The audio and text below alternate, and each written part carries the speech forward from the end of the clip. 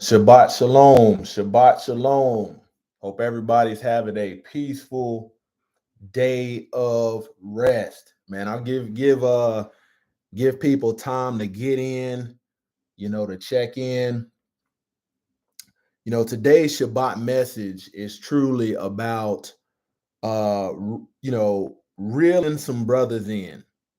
And it doesn't matter where you come from. Doesn't matter if you're coming from somebody that's a different religion, different denominations. It doesn't matter, because I'm gonna hit some things that can help every man.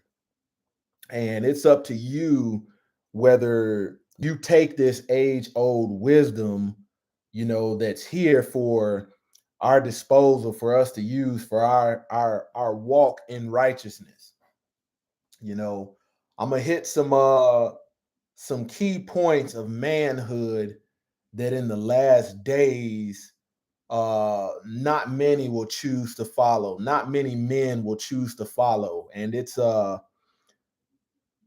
very thankful that I found the light, and was able to correct my walk, righteously, because who I was in the world, the way I presented myself might have looked good to the carnally minded people, the carnally minded men. But I'll tell you, man, I was spiritually broken, wicked, selfish, and did not rise to the occasion, you know. So today's message is going beyond the call of duty as a man. Man, not many men struggle or strive to enter into this Sabbath rest. You know, you can work your day, you work yourself to the bone as a man and be getting nowhere spiritually because you choose not to obey that age old wisdom that has stood the test of time, that was the will of the Creator. And I'll tell you my testimony. I've been able to accomplish, all praise to the Most High, more since I started keeping the Sabbath, keeping the commandments, keeping the laws, precepts of the Most High, than I was when I thought I was really grinding and before I was, born again. It doesn't even compare, to being able to labor 6 days now and truly be focused on laboring righteously with these hands, and the amount of freedom and being set free that you will experience versus when you're out here trying to get the bag as a man. you know I'm gonna be, very bold in giving this message. I'm not gonna sugarcoat anything, and this message, like I said, is ultimately to reel some brothers in, because I don't want my fellow brother out there in the last days, to be suffering. And even if you're somebody that the church has turned you away, you've been burned, your fellow brother has done you wrong, there's going to be some goodness in this one, and it doesn't cost you anything. On closer to Yah Ministries, man, I don't do the typical stuff of, begging people for money and telling you to sow a $5, a $50 seed. We don't get down. I don't get down like that. I truly want my brothers to be set free. So I'll tell you, hey, if you're going to do anything, if you want to understand those things about the seed sower, the parables, you know, let the Most High Yah lead you to go buy some seeds from the store, and you actually plant them in that soil and see how it grows. So you can truly learn, okay, if certain things start attacking this fruit, now you understand what it means to cut off bad fruit. You understand what it means, the laborious task of husbandry, which means vine dressing. Now you can understand that pruning, you know. In this last days, we are going to have to get deeper as men because a lot of men are gonna fall away. You know, narrow is the gate, straight is the way. Not many shall enter it. There won't be many men that choose to walk upright, and the status of the home is going to continue to fall apart. I think I tell my story all the time, even honoring my mother and father, growing up, the closest example that I had to a man was my grandfather, my uncle, and my older brother. That was the closest example. My father, exercising free will, chose the path that he chose, and wasn't actively in my life uh, because of how young I was when certain things transpired. But even to my father that's out there, this is a good message. This is a good message. And it doesn't matter if you're somebody that says, man, I don't believe in all of that, X, Y, and Z. This message right here has some stuff that will strengthen your walk as a man. All right. Let's get in this. Hey, thank you for tuning in. Shabbat Shalom. Exodus chapter 20, verses 8 through 11. Remember the Sabbath day to keep it holy. 6 days shalt thou labor and do all thy work, but the seventh day is the Sabbath of the Lord thy Yah. In it thou shalt not do any work, thou nor thy son, nor thy daughter, thy manservant, nor thy maidservant, nor thy cattle, nor thy stranger that is within thy gates. Man, I didn't even understand the complexity of this until I started living it. For in 6 days the Lord made the heaven and the earth and the sea and all that is in them, and rested the seventh day. Wherefore the Lord blessed the Sabbath day and hallowed it. I chose the title Going Beyond the Call of Duty. I chose it based upon knowing how popular that name is, and you'll see why this message is very important. The popular game titled Call of Duty has sold over 4 million copies. And today I want to tell you that a lot of young men, a lot of men, the fullest extent of their Call of Duty is a video game. And because of that, man, households are going to fall apart. Marriage won't be held in honor among all. Young men won't be getting raised to be upright. Our daughters will not be covered. They'll be given away to fools. Okay. There are currently over 165 million men in the United States. Man, when we look at the LGBTQ, and if I miss any alphabets, hey, makes up over 7 million men that chose this alternative lifestyle. So that's until deliverance comes, some of this stuff won't even apply because they chose a different lifestyle. Man, life has a way of making a man tap out. And a lot of these men who tap out never find Messiah. My testimony is when I hit rock bottom, it wasn't lights out. Being at that bottom, even though certain things and pillars in my life were going well, people would say, man, you got a good career, you got X, Y, and Z. Man, when I hit that rock bottom, that's when I saw the light. I was seeking the light. I said, something's got to give. Something's got to give. And finding Messiah is like being in a bucket of crabs.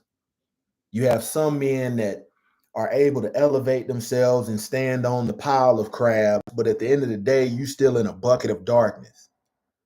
But there will be a few crabs that say, hey, let me seek out, even though I'm on the bottom, let me seek out this light. And then when you seek that light and find Messiah, Yahushua HaMashiach, who in modern translation they call Jesus the Christ. But when you find Yahushua HaMashiach, the Messiah, the Savior, and you believe in him and have faith in him, man, that's truly when not only do you see the light, but you have access to the ladder to climb out of darkness. And the word says, no one can come to the Father except through me, except through Messiah. So I tell you, man, even at the bottom, man, I had clothes, I had the cars, the rims, the success, had money in the bank, but still was at the bottom, still was in darkness. And since the beginning, since the third of the earth was flooded, as you can read in the book of Yasher, and then in Genesis you read that the whole earth was flooded, and there was only a few spared on that ark. Man has been at a fallen state due to the fallen angels. A lot of this stuff that we've learned and that has corrupted our walk as men, today I'm going to talk about. 19.7, almost 20% of men struggle with mental health issues. That's real. Okay. Man, when we look at a man and the choices that a man will make in his life, oftentimes a lot of our error in our walk comes from choosing pleasure over purpose. And when you look at the purpose and the will of the Most High Yah for a man, you have to fulfill a duty in order to have access to certain pleasures. Okay. 2 Timothy chapter 3, verse 1 through 7. But understand this, that in the last days there will come times of difficulty. For men will be lovers of self, lovers of money, proud, arrogant, abusive, disobedient to their parents, ungrateful, unholy, heartless, unappeasable, slanderous, without self-control, brutal, not loving good, treacherous, reckless, swollen with conceit, lovers of pleasures rather than lovers of Yah, having the appearance of godliness, but denying its power. Avoid such people. Man, I tell you, on this walk, all praise to the Most High, having my mind renewed, experiencing the change and actually bearing good fruit, thinking about how I rejected wisdom when I was younger, man, I probably was somebody that was hard to minister to, probably made fun of and made it hard for those that truly tried to correct my walk, but I didn't want the walk corrected. I was focused on worldly stuff that only matters amongst the carnally minded men. Okay. For among them, that was 2 Timothy chapter 3, verse 1 through 7, talking about in the last days. Verse 6, for among them are those who creep into households and capture weak women. Man, I had to raise my hand and say that was me. If there was somebody that had the gift of gab and could talk somebody out their draws, it was me. Man, if you sit there and just take 30 minutes as a man, and this may not be you, but for me it was. If you sit there and take 30 minutes and think about where are the women that you took pleasure in but did not fulfill a duty, where are they in their lives and what hardships have they experienced, and how much of those hardships stem from you getting a piece of their virtue and not paying forth the price or the duty or obligation that you were supposed to. A lot of times, if you live in a place where you've been a sinful man or living rebellious in living an unrighteous life, and you get to see these people or these women, man, it is a certain a burden upon you to want to strengthen the next generation of men so they don't continue to walk lawlessly. Okay. From among them are those who creep into households and capture weak women, burdened with sins and led astray by various passions. I say you this is something I say oftentimes. I said, man, any man can go out there and chase some booty, but not a lot of men are raising their hand for to fulfill the righteous duty of the Most High Yah and being a covering and being husbands and being fathers. You have worldly men out there that are telling you, man, be players, be pimps, have a rotation of women, and these women are going to be diminished in value due to men seeking them for pleasure without the duty. Verse 7, always learning and never able to arrive at the knowledge of truth. You got to think, man, before I started this walk, I had taken over, 100 semester hours worth of college, credit hours worth of college, several military schools and all of that. But spiritually, it did nothing for me. I was always learning, but never arriving at the truth of the Most High Yah. And that right there was the truth of the Most High is what can correct your walk if you believe. Man, most importantly, if you're a man out there and you are kind of turned off from the intricacies of the things in the Bible, it's very important that you don't focus yourself on them things that can only be received and accomplished if you have faith.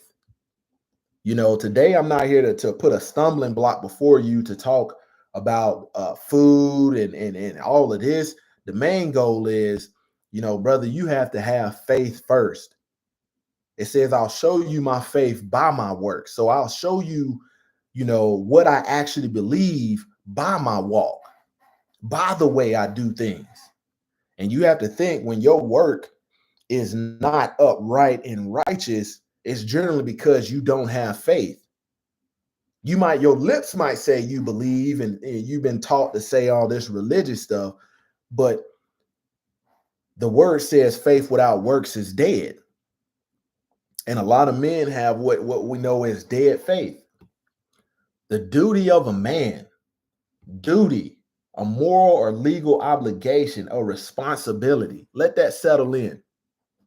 A task or action that someone is required to perform. Man, the Most High Yah did not put you here as a man, not to bear weight, not to fulfill a duty. Moral obligation is the requirement to pursue what we believe is right and act accordingly. Faith without works is dead. The requirement to pursue what you believe is right and act accordingly. Oftentimes, man, I knew a lot of my actions was wrong. Didn't stop me from doing it. And then when I'm experiencing these tribulations and these headaches, then I would want to pray. Then I would want, the blessings that come from living just, want to be bailed out for the choices that I made.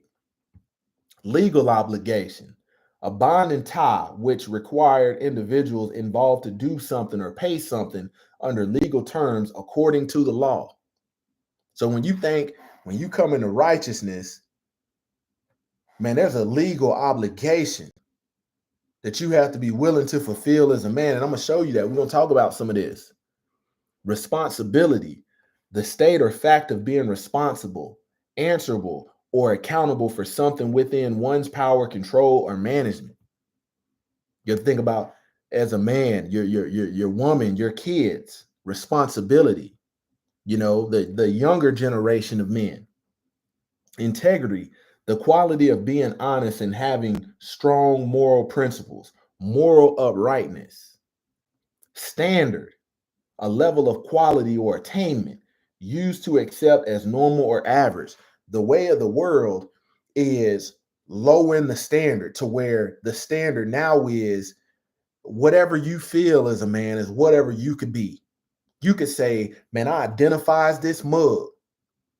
And we can look in the book and see that that is not the standard. But you got to think, man, that's when the standard, nobody's willing to answer the call of duty and be a standard bearer. Man, men are going to continue to fall. And where there's a fallen man, there's going to be fallen women, fallen children, fallen sons, fallen daughters. Stewardship, the office, duties, and obligations of a steward, the conducting, supervising, or managing of something. Man, when you look behind the etymology of the word soul, it says living creature. So you got to think, he gave you this body so you could manage it. Keep your temple clean, undefiled. Valor, strength of mind or spirit that enables a person to encounter danger with firmness, personal bravery.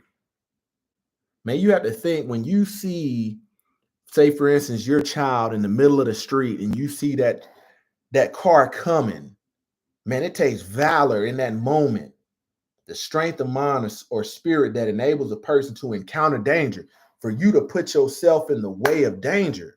You got to think part of being a man is protecting. It takes valor, personal bravery, vigor, active bodily or mental strength or force.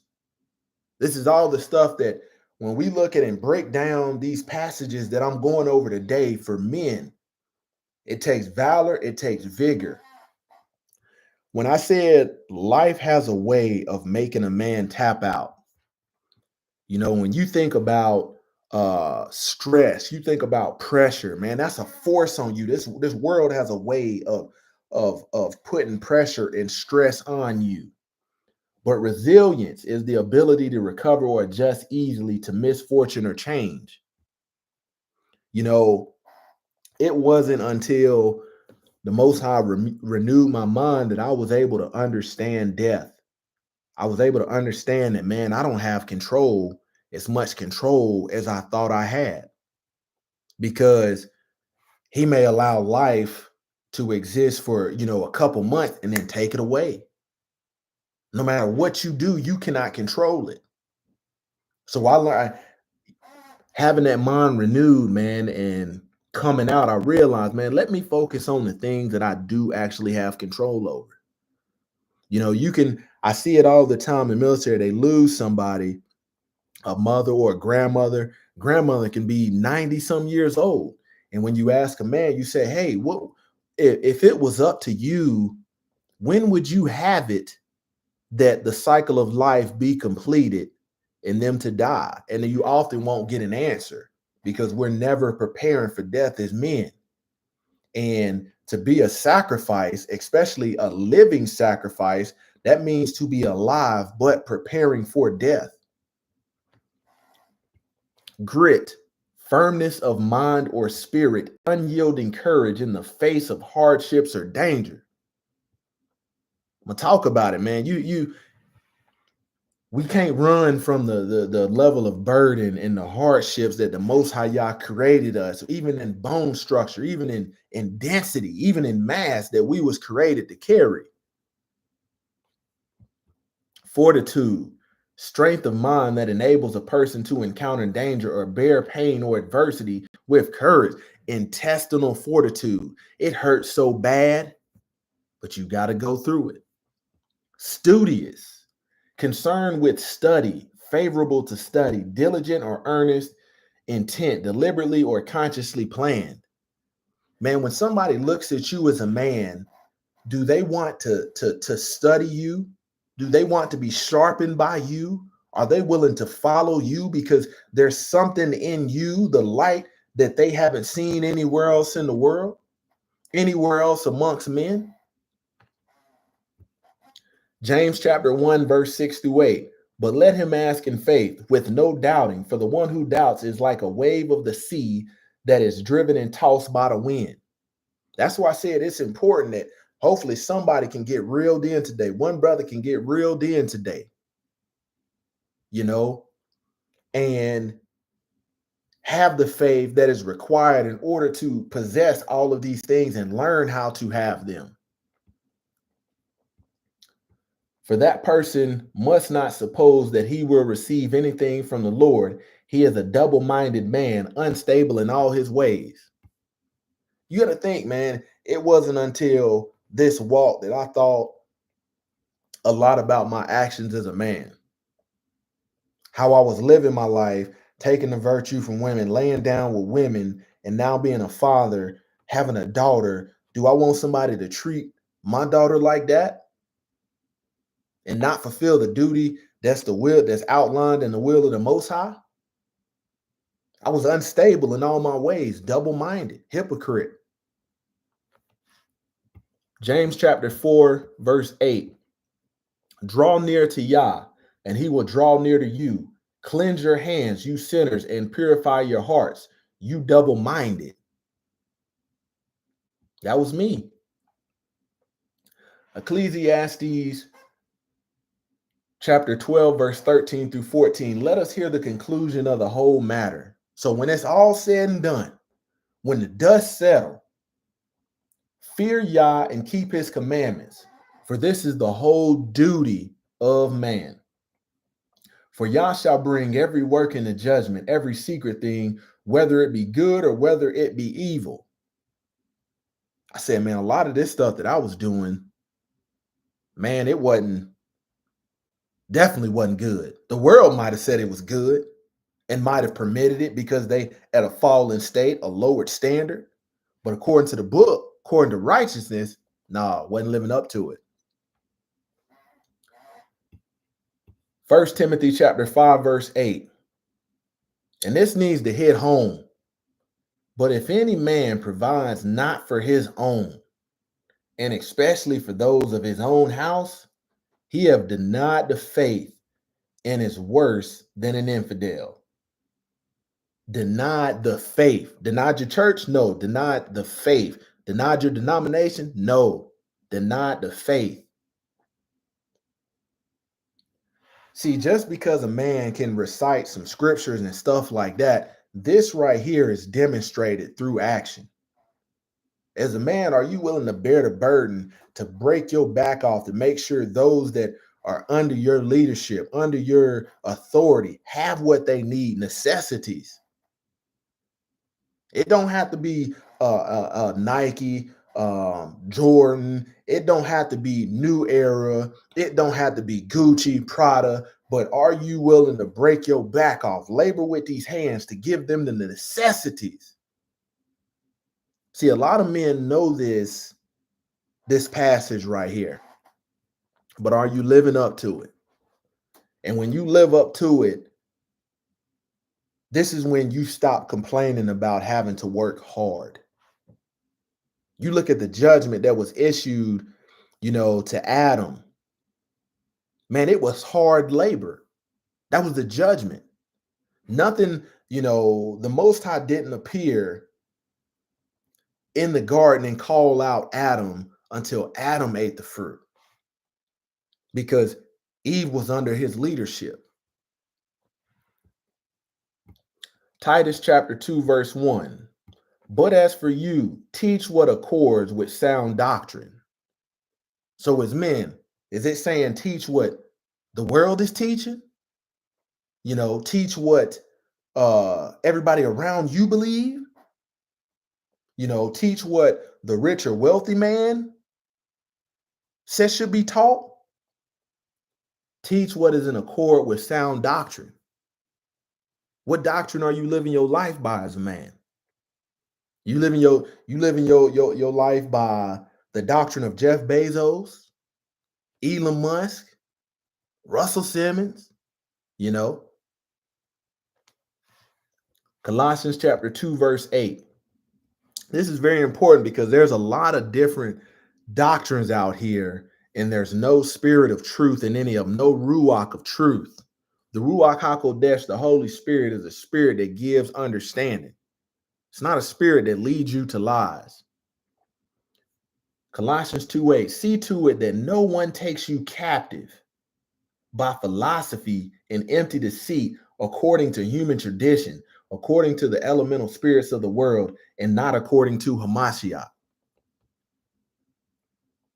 A lot of different stuff out here, different movements and agendas that you can get sucked in and think you be doing something good, but in the end, it's going to be counted as an evil work.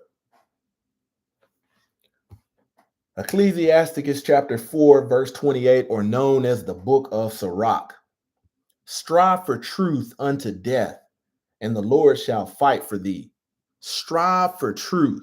Strive for lies? No. Strive for what sounds good? No. Strive for what's popular? No. Strive for what's trending? No. Strive for truth unto death, and the Lord shall fight for thee. See, if you fighting for everything that the world give you, this is the reason why you might feel like you don't have nobody fighting on your behalf. The reason you might feel like you're all alone on this walk, nobody else knows what you're going through as a man. And it's possibly because you're fighting to know what the carnally minded know, what they want you to know, but you ain't fighting for the truth. 1 Corinthians chapter 14, verse 20. Brothers, do not be children in your thinking. Man, just because a man, a young boy is clothed, is fed, got on nice clothes, nice shoes, doesn't mean he's growing up being trained. You got to think a dog gets fed, a dog gets shelter, a dog gets medical care.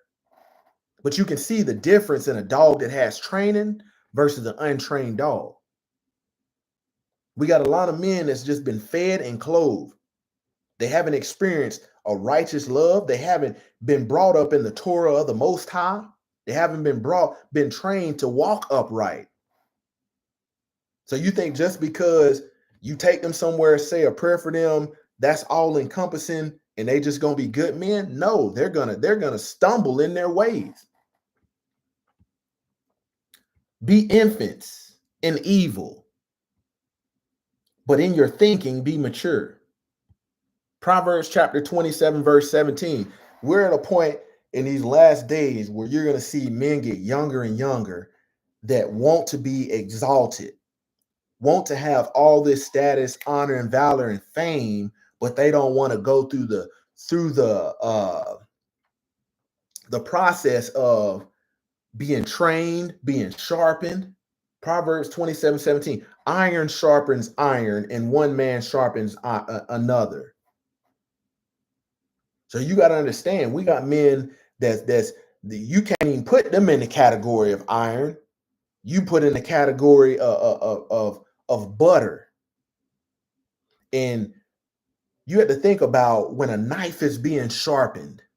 Think about the if you taking if you got a cooking knife and you're sharpening it, or you got a grinder or something. Think about them sparks that's coming off of it. And this is the process of when you are sharpening your son, getting him ready for what the world is going to throw at him.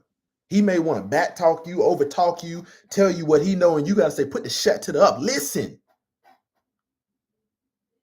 Sometimes you got to pull the rod out. You got to chastise him. A lot of men in these last days are going to avoid those sparks that come from iron contacting one another. And that's what makes you fortified steel when you've been hardened. You got to look at the strength of steel. Cheap steel, it doesn't bear a good price, but man, you have to pay for a piece of steel that's been hardened. Why? Because it's went through a process. It's not going to give into pressure and stress. It's structurally sound.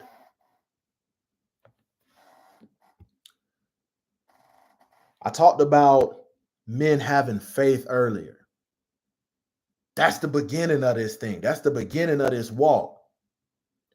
And the Spirit, the Holy Spirit, the Ruach HaKodesh, is what helps you in fulfilling your duty as a man. Galatians chapter 5, verse 22 to 23. But the fruit of the Spirit is love, joy, peace, patience, kindness, goodness, faithfulness, gentleness, self-control. Against such things there is no law. Because those are all good things. You are going to need this. And when you don't have the fruit of the Spirit, you have the opposite of this. You don't have no patience. You be short-tempered. You know, you don't have love. You have hate. You don't have joy. You have misery. Instead of peace, you got hell. You know, lack of discipline. Man, that's the reason why the Spirit is so important. And I try, majority of the time to make sure, hey, you cannot have this faith without the Spirit, because you're not going to have any works. Romans chapter 8, verse 26. Likewise, the Spirit helps us in our weakness, for we do not know what to pray for as we ought, but the Spirit himself intercedes for us with groanings too deep for words. You want somebody interceding on your behalf as a man, or you want to sit up there and wrestle with it on your own? I don't. Did that before.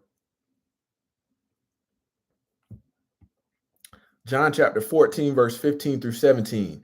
If you love me, you will keep my commandments. How many men have been brought up in these worship centers, these places that produce factory faith, replica faith, and you learn to say all this religious stuff, and he's telling you right in the word, if you love me, you will keep my commandments. It's real easy to let it roll off your lips and to push yourself as religious and want people to see you in a certain light, but that's not going to work from the side. If you love him truly, you're going to keep his commandments. And I will ask the Father, and he will give you another helper to be with you forever, even the Spirit of truth, whom the world cannot receive, because it neither sees him nor knows him. I told you, thinking about them crabs in the bucket and you all in darkness. And then you that one crab that says, hey, I'm not going to give up. Even though I know I'm in the bottom and it's muddy down here. It's cutthroat. You see the light. Start believing in Messiah. And the more you keep walking, it's like a rung on that ladder and you climbing up, not even realizing your walk is being strengthened. Even the Spirit of truth, whom the world cannot receive because it neither sees him or knows him. It says, you know him, for he dwells with you and will be in you.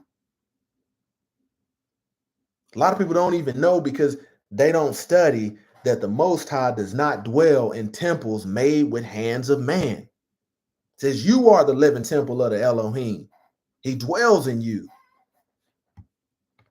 Ephesians chapter 6, verse 10 through 18. Finally, be strong in the Lord and strength of his might. Put on the whole armor of Yah, that you may be able to stand against the schemes of the devil. Whole armor. No, is it saying put on your Nikes? Put on your Jordans. Put on your ball cap. Put on your jewelry. Put on your earring. It ain't saying none of that. It's telling you to put on the whole armor. So when we look at whole armor, Greek word 3833, complete shielding, complete, a shield, a sword, a lance, which is a long weapon for thrusting, a helmet, greaves, which are shin protection, and breastplate. Man, to put on the whole armor, you got to go into that knowing you're not putting on this armor for it to be fashionable. Man, you're putting on this armor because as a man, you're going to encounter spiritual warfare.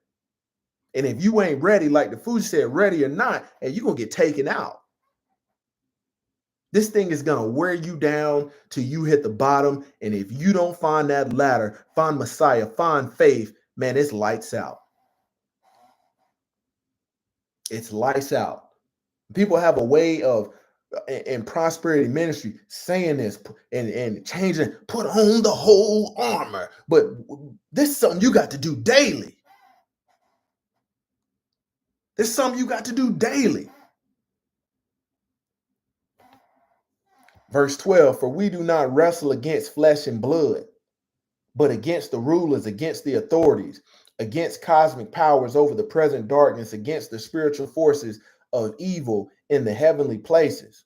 Therefore, take up the whole armor of Yah, that you may be able to withstand in the evil day, and have done all to stand firm. Stand therefore, having fastened on the belt of truth, and having put on the breastplate of righteousness, and as shoes for your feet, having put on the readiness given by the gospel of peace. In all circumstances, take up the shield of faith. That's why I said you don't have no protection if you have no shield. Man, that faith is your shield. What do you think a shield block you from? Shrapnel, flying projectiles, rounds. You wonder why you catching all these rounds without faith. No matter how this world is teaching me, okay, there's nothing wrong with working out, nothing wrong with being in shape, but that's not the pinnacle of the strength that you could have. This world is promoting men looking like warriors, being very vain, but not having the true strength, being able to be true protectors, being able to answer the call of duty and righteousness as a man, with which you can extinguish all of the flaming darts of the evil one, praying at all times in the spirit with all prayer and supplication. To that end, keep alert with all perseverance, making supplication for all saints. Let me tell you something. If the art of protecting, being a protector, is to be vigilant, to be watchful. Man, sometimes after you have pulled guard duty, I remember being a young soldier pulling guard duty and being on the roster to pull duty at the end of a compound, being overseas in Iraq or Afghanistan, and you will be on a 6-hour guard shift, and you just sitting there with somebody else, manning that 249, that 240 Bravo, or that 50 caliber weapon. You have to be vigilant, even though nothing seems like it's coming. Fall asleep. Take your helmet off, try to smoke a cigarette or something, and leave your foxhole and see what happens. Enemy sitting out there waiting for you to not fulfill the duty. Say, man, this is stupid. I'm about to go smoke a cigarette. Man, I'm gonna just shut my eyes real quick for 10 minutes. If I can get 10 minutes of sleep, I'll be good. I'll be able to get through this. And it's when you don't fulfill your duty, that's that them darts start coming. And you wake up and realize you're getting ambushed, overtaken spiritually. It's draining. Being a protector is draining. You constantly have to be on watch and be on alert.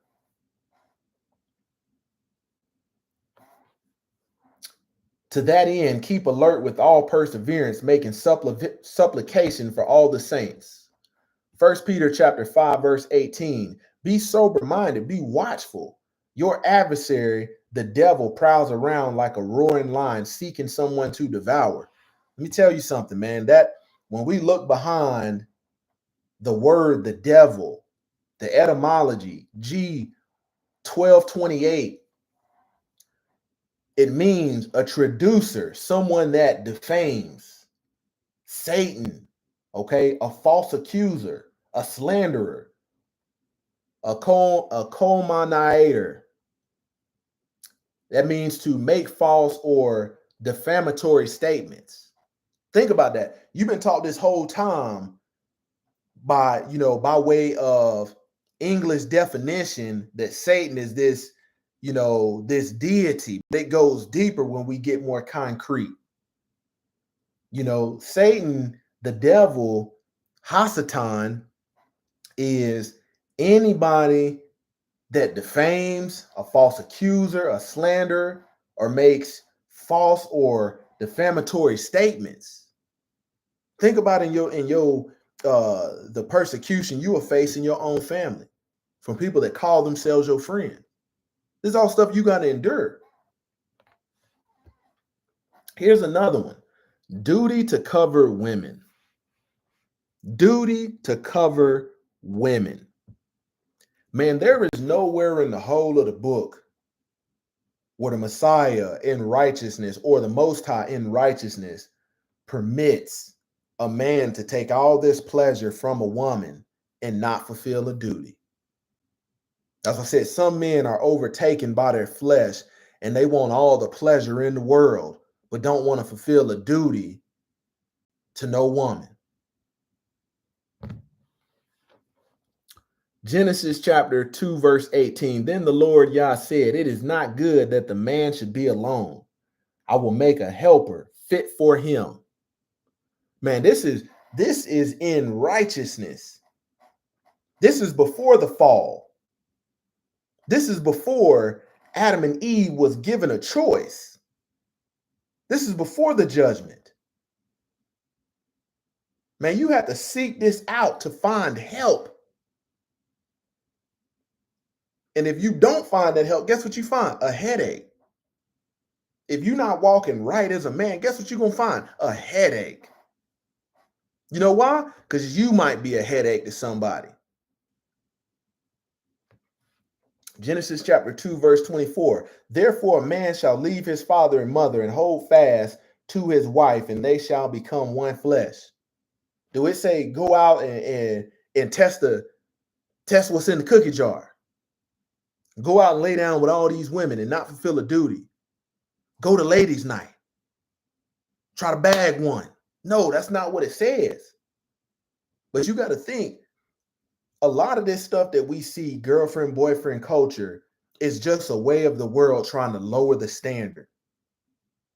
How many men have had girlfriends and you don't have no intent on marrying, but y'all laying down having all this sex? That's the consummation of marriage right there. And then you unlawfully, you put her away. Oh, man, she ain't not, man, something wrong with her, man. She won't do right. Wait a minute, hold on. Did you do right? Man, there's a duty to cover women.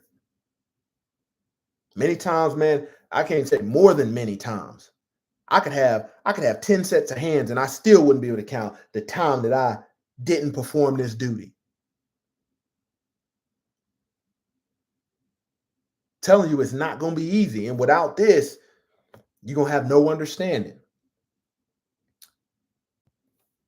When the word says and shall cleave or hold fast to, that's Hebrew word 1692, to cling, to catch, be pursued, fasten together, follow close, be joined, keep, overtake, stick, take.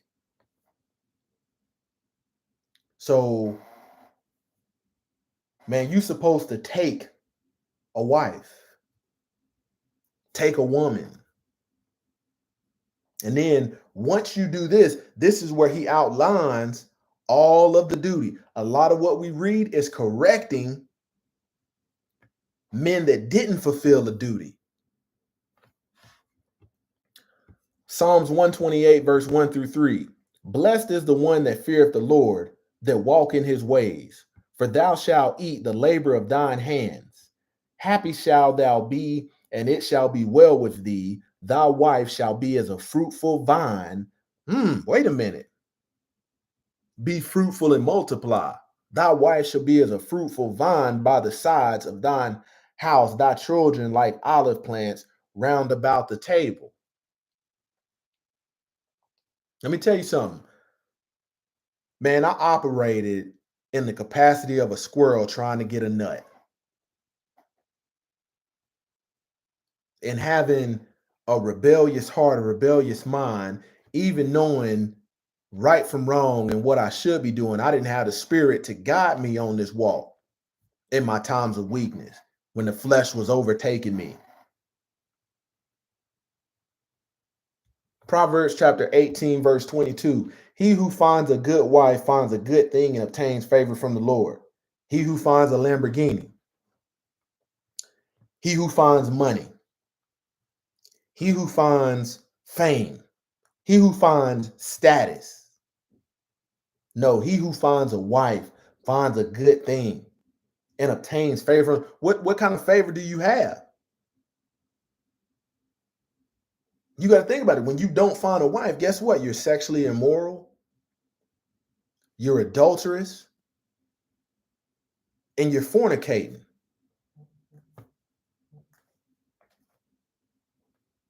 Think about that. Adulterous because you've given your body, your temple, over to what he told you not to do. Fornicating because you didn't fulfill a duty. Hebrews 13:4. Let marriage be held in honor among all. Man, there was once a point in my life where I didn't enjoy being a family man. I'd be in the house, but my mind was trying to figure out how to get out, how to get in the world and see what's going on.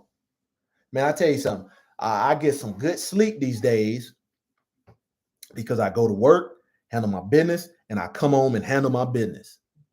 Them days where I was getting woke up in the middle of the night, what is this? Who is this? Them days long gone. Them days long gone. I tell you, coming home, being here to be a shepherd over my household, to watch for physical attacks and spiritual attacks. Sometimes, I can come home after a good day's worth of work and just enjoy a little bit of lemonade. I don't want to see what's going on in the club, what's going on in the world. I could care less. One point, my mind wasn't like that. I would on the Shabbat, I'd be like, man, let's go to the mall. Let's get an outfit so we can go. I'm gonna kill them tonight with this. Ripping and running. And let the marriage bed be undefiled. So don't bring anything that can defile the covenant of marriage. For Yah will judge the sexually immoral and adulterous. Hey, some people say, hey man, I want to spice up my marriage. A lot of times you bringing stuff in, you bringing somebody in and you're not fulfilling the duty. You're consummating marriage. You laying down, engaging in the consummation of marriage, but you ain't fulfilling no duty. There's a righteous way to do that. 1 Corinthians chapter 7, verse 1 through 5. Now concerning the matters about which you wrote, it is good for a man not to have sexual relations with a woman, but because of the temptations to sexual immorality, each man should have his own wife and each woman her own husband. You have to think about this right here. Let me turn this phone off, man. Sometimes you get a call and on the other end of it, it ain't nothing but some foolishness.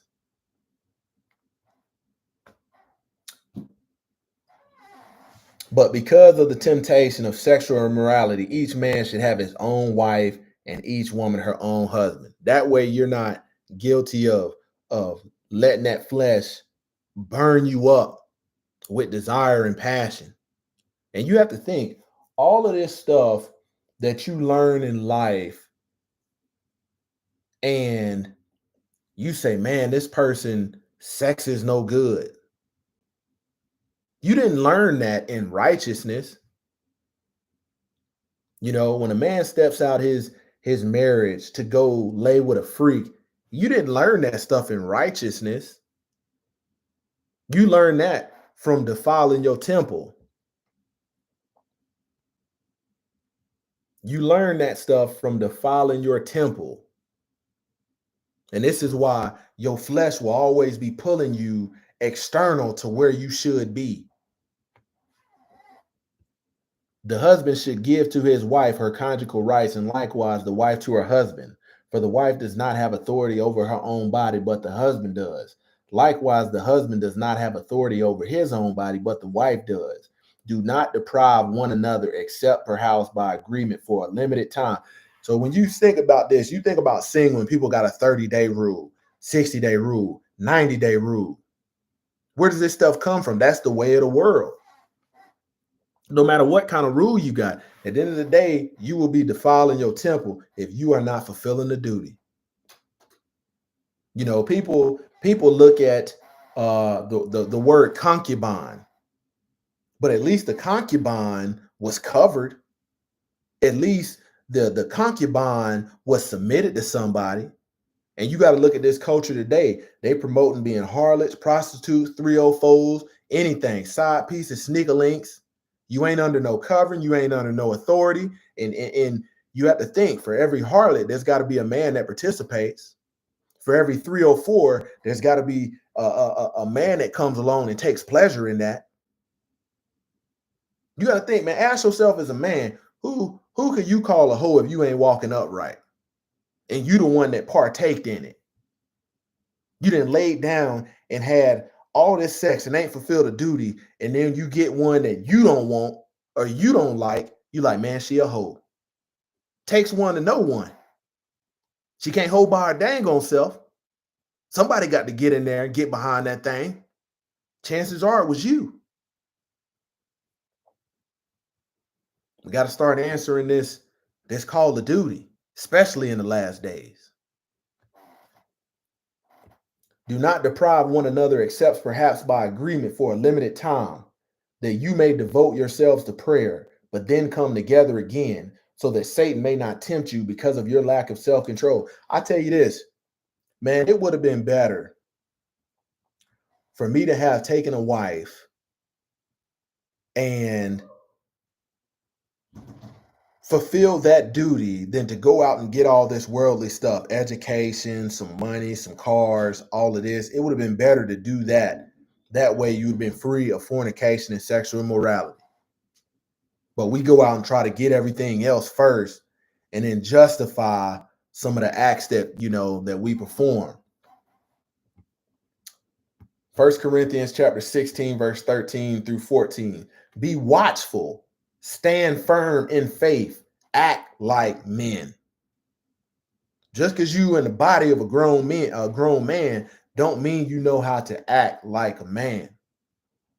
It's a lot of men walking around 20, 30, 40, 50, 60. You got the mindset of a child, of a young boy. It says, be watchful, stand firm in faith, act like men, be strong.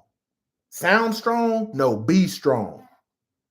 Let all that you do be done in love. Stand firm. Greek word 4739, to persevere. Ooh. You got to think in this daytime and hour, how many men are saying, man, I don't want to be a man. I want to be a woman. Not saying to shame anybody, but you're saying, man, as a man, even though in this body, I don't want to persevere or bear the weight, the pressure, the stress that comes with being a man. It's easier for me to put this wig on. I feel like myself when I put these high heels on. Think about that.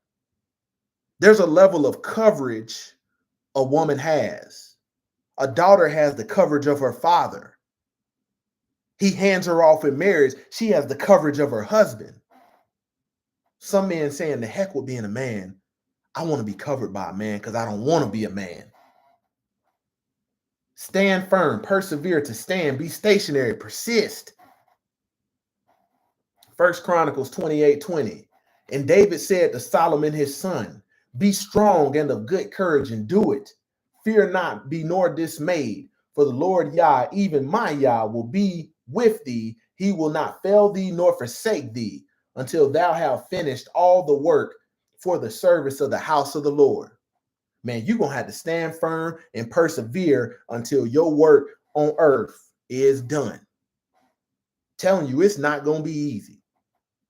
You are going to have rock bottom moment, tribulation after tribulation, and you're not going to have, no hope. You're not going to have no light at the end of the tunnel without faith and without walking upright. Deuteronomy 22, verse 23 through 24. I'll show you the way that the world operates versus how we supposed to be walking. Okay. If there is a betrothed virgin and a man meets her in the city and lies with her, betrothed, okay, engaged. Now, here's what happened in the world. We'll have all this sex and then be like, hey, we getting engaged. We've been fornicating, being sexually immoral this whole time. And we say, man, now we're ready to get engaged. No, no, no, no, no. It's about the duty. How many times people been engaged and then split ways? What happened? I thought you was engaged. Man, nah, that wasn't for me, man. Ain't nobody gonna hold me down, lock me down. We done heard stuff like this. If there is a betrothed virgin, a woman that ain't been touched, a woman that the only duty that's been fulfilled to her has been by her father, okay, meets her in the city and lies with her, then you shall bring them both out to the gate of that city, and you shall stone them to death with stones. The young woman, because she did not cry for help, you was engaged to another man, and you laid down with another man when you could have cried for help. Because she did not cry for help, though she was in the city, and the man, because he violated his neighbor's woman. So you shall purge the evil from your midst. You have more men telling you to go out and be sexually immoral, to go out and fornicate, and to defile your temple than you do telling you, hey, man, you looking at that big old booty, you looking at that body that the Most High Yah made, man, there's a duty that comes with that. I know what your flesh is feeling. You got more brothers out here that want to know, did you hit that? How was it? Smell my fingers. Then you do, hey, if you're going to mount up behind that thing, you make sure you doggone can persevere what the duty comes with. Think about that. That's heavy. You think about the music out here. It ain't about performing no duty. It's promoting pleasure. Verse 2. Let's keep going. So if you are an engaged woman, it don't matter if y'all having an argument, you go lay with another man, you being engaged, that means a man has taken claim to you. And he's at the point, okay, about to consummate this marriage in due time, about to consummate this covenant. You go lay with a man, the judgment was death because you didn't cry out. Well, he got on my last nerve. He told me the truth. The judgment was death for you and the man you laid with. Because you had a covering. You wasn't available. This world would call it separated. We legally separated. Going through something. I'm going to do me. That's what you have more people saying, brother, yeah, do you, girl, do you. Don't worry about that fool. Wait a minute. We live in a generation where nobody wants to experience any shame. And when we see the judgment is publicly being shamed, think about you saw this go on. You would think twice about doing that. Woman tell you she engaged and she's a virgin, ain't been defiled, and you want to get up behind them. You would think twice about that. If people had these rocks and was laying them upside your head. Deuteronomy 22, verse 25 through 27. But if in the open country a man meets a young woman who is betrothed, and the man seizes her, takes her, okay? You got to think about when a man rapes a woman in today's time. The courthouse says in God we trust, but we don't see righteousness being fulfilled. They rather let you sit in a jail cell and serve your time, but let's see what the Most High says. And a man seizes her and lies with her, then only the man who lay with her shall die. But you shall do nothing to the young woman. She has committed no offense punishable by death. For this case, it is like that of a man attacking and murdering his neighbor. because he met her in the open country, and though the betrothed young woman cried for help, there was no one to rescue her. So they're wasting money and resources when this book would have you put to death. Because she was betrothed, she was engaged, she was covered, and you took her for pleasure. Deuteronomy 22, verse 28 through 29. If a man meets a virgin who is not betrothed, so you meet a woman that's not engaged and seizes her, take her, give me that. You got to think about the music that's out here. Girl, give me that. Girl, give me that. This is stuff that played on the radio. You going in the club getting programmed by these frequencies. You hear that song come on, everybody in there, girl, give me that. If a man meets a virgin who is not betrothed, she's not engaged, nobody's taking claim to her, and seizes her and lies with her, and they are found, then the man who lay with her shall give to the father of the young woman 50 shekels of silver, purchased. You got to think the things that have been paid for. Man, there's a certain level of protection that comes with that. But the stuff that ain't yours, you don't put all that energy in protecting it. Don't belong to you. That's offensive to someone. Nobody buying me. I can't be purchased. Man, let me tell you something. You better answer that call of duty. I know that. And she shall be his wife. Because you took her virginity, you don't get to say that man, her head ain't right, man. She just won't listen. No, you don't get to just be a rapist and go sit in a jail cell. No, you're going to have to pay a price for that virginity, that virtue, that purity. It says, and she shall be his wife because he has violated her. Why? How did he violate? You was wanting to just mount that thing and just disappear, slide out, go out the window. You got to think about this. When you're a teenage boy, you be trying to creep in. Hey, is your parents home? Come on. Hey, just let me know. I come over when your parents ain't home. Is your daddy home? This is all the stuff that goes through a young. I went through mine. Here I am running from dogs, creeping out windows. Why? Broke. Didn't have no 50 shekels of silver to give. Modern day translation. I was putting $5 in my tank at the time. Want to mount something. Because he has violated her. And it says, he may not divorce her all his days. I don't care how much she getting on your nerves. You seized her, you took claim to her, and she was a virgin and pure. You don't get to divorce her.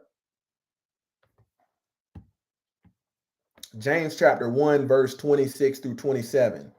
If any man among you seem to be religious. So we're in the last day, we're gonna see a lot of religious men. But when you line it up with what's in the book, you ain't gonna see the same thing. And brittle not his tongue, but deceiveth his own heart. This man's religion is vain. Religious, G 2357, worship, ceremonious worship. Okay, verse 27. Pure religion, pure worship, and undefiled before Yah and the Father is to visit the fatherless and the widows in their affliction. So even the widow, she gets covering from men. That's a duty.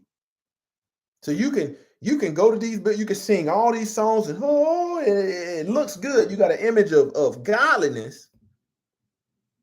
You say, man, I'm a member of this religion, but this is part of the duty. This is the duty right here. There's a lot of stuff that don't get read on Sunday. It's to cover the widows, the fatherless, the children of the widows. Some translations say orphans. In their affliction, in their tribulation. Why? They don't have a man around to fulfill a duty. and to keep himself unspotted from the world. Exodus 21:10. If he take him another wife, here we go. Here's the duty. So you want to say, for instance, spicing it up. That's not in righteousness. If he take him another wife, her food, her raiment, and her duty of marriage shall he not diminish. You got to perform a duty if you want to mount something up. There is no getting all this pleasure and not laboring how you're supposed to labor. Isaiah chapter 4, verse 1. And in that day, 7 women shall take hold of one man, saying, we will eat our own bread and wear our own apparel. Only let us be called by thy name. Take away our reproach. Take away our ability to be blamed. Give us some guidance. Give us some instruction. We want to submit. We want to be covered. You got to think that this day, it's promoted to be a player. But you're not covering nobody. You're just going from house to house, creeping, defiling your temple, helping defile their temple. When you another route is to be a covering. But we promote all this. We promote having all these women. A young man see a man laying down with all these women. They say, oh man, that looks cool, man. That brother's got it going on. Your duty is to doggone, when they have tribulation, you provide cover, protection, provision. You sitting down laying with these women and they got nothing but a pack of bologna meat and one piece of Kraft cheese in the refrigerator. But you call yourself a man. Let me tell you something. A lot of single mothers get a bad rap. A lot of men don't want single mothers, but guess what? I tell you, you'll lay down with them. You'll mount that booty. You won't fulfill your duty to them. Oh, I don't want no part of that. But you'll get behind and grab them reins. Man, you could grab the reins all you want, as long as you perform the duty. That's the will of the Most High. Think about what I just said. You got so many men that are anti-single mother, but you ain't anti getting behind that booty. Bet you ain't anti that.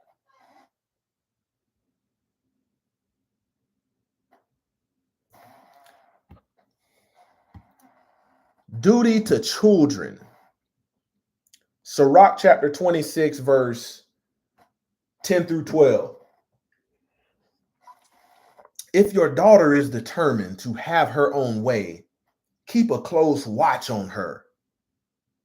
Keep a close watch on her. If you don't, she'll take advantage of any chance she gets.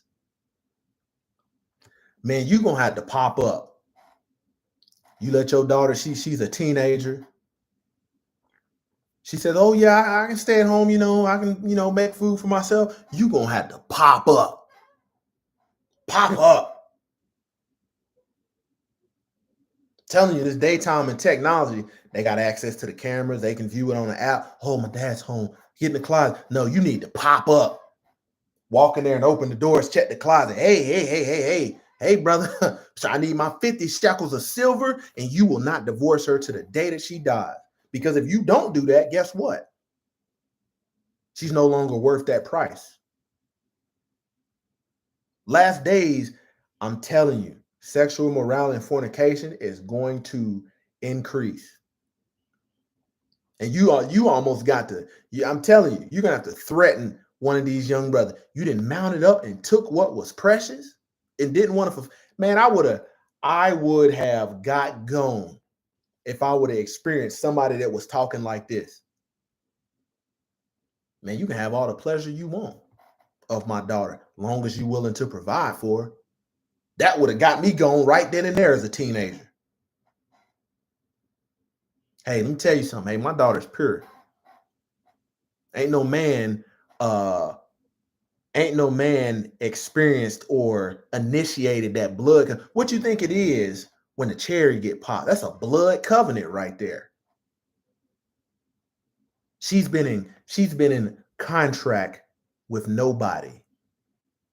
I've raised her up pure, kept her pure. Here you come along, Sean John on, nice shoes on, a little bit of swag, little earrings on. Well, I would have got gone. Somebody was talking to me like this. To the point where if you think you finna lay down with my daughter and take the virginity and just creep out the window, somebody would said, hey man, I'm gonna find the biggest rock and I'm gonna stone you to death. I would have been like, yep, this dude crazy. Let me get gone. That would have kept me out. But you don't see fathers moving like this. Why? We just taught, hey, go to church, sing a couple songs, and then go with the way of the world. That's why I said going beyond the call of duty as a man. Psalms 103, verse 13. As a father shows compassion to his children, so the Lord shows compassion to those who fear him. You see what I'm saying? You have to be compassionate towards your children because you know they don't have as much experience as you do. If you haven't trained them upright, you can't take the method of going to the ultimate rebuke to strike, and you haven't trained them. You whooping your child, correcting your child, giving rebuke, reproof, pull your pants up, but you got your pants off your butt. You see what I'm saying? Telling your daughter, yeah, you can't be no hoe. You can't do that. But look at what you got frequent in the house. Oh, she sleep. She in the room sleep, listening, hearing all this. These women come in one time and done, never seen again. It's a double-minded man. Colossians chapter 3, verse 21. Fathers, do not provoke your children, lest they become discouraged. You want them to be encouraged, not discouraged. See, a lot of people, a lot of men struggle and parents struggle as fathers because somebody broke you and caused you to be discouraged, and you normalize that as a way of parenting, and you discourage your kids. You don't give them no encouragement. Man, after you hand that rod and strike upon them doggone them loins of the backside, you have to give the encouragement. Hey, it hurts my heart as a father, and we've talked about this. We've addressed this. Man, I know you can do good. I've seen you do good. But you're going to have to overcome that flesh. If not, you're going to keep getting this rod. Have to give them encouragement. Make sure your kids find the light. Proverbs 22:6. Train up a child. Feed a child? No, train. Train. It's the reason why we're dealing with incapable men that don't know how to do anything. Only thing, the example that they seen is, man, I'm just supposed to go to work, keep a job, and come home. Everything else is like they don't know how to do. Nobody ain't showed you, okay, one day when you get a family and a house, how do you maintain that house? You know, train up your sons. Or one day you're going to have to lead a woman. Son, you can't lead yourself out of a bowl of Jell-O. What you doing with a girlfriend? You don't even know how to wipe your butt yet. You don't even know how to be under submission. What good you going to do that little girl except wreck her life? Train up a child in the way that he should go. Son, pick up your feet. Quit dragging your feet. You wonder why. You let these men go forward, they getting called dusty, lazy, no good. Why? You didn't receive no training. Even when he is old, he will not depart. You got to think some men received training and didn't receive a lot of vanity and all this material stuff. And then you have men that received all this material stuff, but didn't receive no training. Two different lanes. Two different lanes. Proverbs chapter 13, verse 24. Whoever spares the rod hates his son. Ooh. No matter what excuse you got for sparing the rod. I understand compassion, but there's blatant times where they doggone need to get tightened up because like a screw, like a nut on a doggone a bolt or something. Just the way life is just gonna work it and vibrate it. Pretty soon, man, that nut on that bolt is gonna become unscrewed, unhinged, and you're gonna wonder why, man. I don't know how it happened. I don't know. Man, I made sure he went to good schools. Man, I made sure he had nice clothes and food. No, he didn't get no training. He didn't get no discipline. Man, I don't know how that boy ended up in jail. Why? Because the first time he came into authority was with a police officer, and he didn't know how to respond to authority. But he who loves him is diligent to discipline him. I'm not saying the belt is the only way. Make them exert some doggone physical labor. Exert some physical, teach them the importance of sweat equity. So they don't want to be one of these men that just want to stay in the AC all day long. So these women can truly see, once they take leadership of a family, the woman can see the masculinity of the man. So they just don't be very vain. Proverbs 19:18. Chasing thy son while there is hope. Don't try to chase them. That joke when he's 30 years old. You too late, brother. Too late. Chasing thy son while there is hope. Man, the older you get, when you hear somebody say set in their ways, they got to be chastened, rebuked, reproved, disciplined early on. There's just something in a child, you say, when they can listen and you tell them not to do something, and they look at what you told them not to touch and they still touch it, it's time to tighten up them loins. Don't touch that stove. It's hot. You're going to get burned. That's at a young age. That's a couple, I told you not to do it. Now they got the pain that comes with life when you don't listen, and now they got the discipline, the chastening, getting that rod. Think about that. You look at a young child, you say, don't touch that stove. They be walking over there and they be like, playing. They know better. You didn't teach them that. You got to think, rebellion is learned behavior. Righteousness is the same thing. So your child may not exhibit the same level of rebellion that you do, but it's learned behavior. You be sitting up here thinking, man, who taught them to go over and just touch that stove? Just to test, but this flesh wants to test the waters. Okay, chasing. Hebrew 32:56. Discipline, admonish, bond, correct, instruct, reform, reprove, teach. Discipline, the practice of training people to obey rules or a code of behavior, using punishment to correct disobedience. Admonish, to indicate duties or obligation to express warning or disapproval, to scold. Ecclesiasticus chapter 30, verse 13. Chastise thy son and hold him to labor. Rebuke your son. Work him. You don't work him, you're going to end up with a lazy, entitled son that only wants to chase his dreams, but don't want to fulfill his dreams. Don't have nothing with fulfilling a duty. Lest his lewd behavior be an offense unto thee. Proverbs 13:22. A good man leaves an inheritance to his children's children. Tell you something, man. I used to be very vain as a man. Very vain. And it wasn't until walking upright that I learned, hey man, I have an obligation. I got a duty to leave an inheritance. You got to think, man, some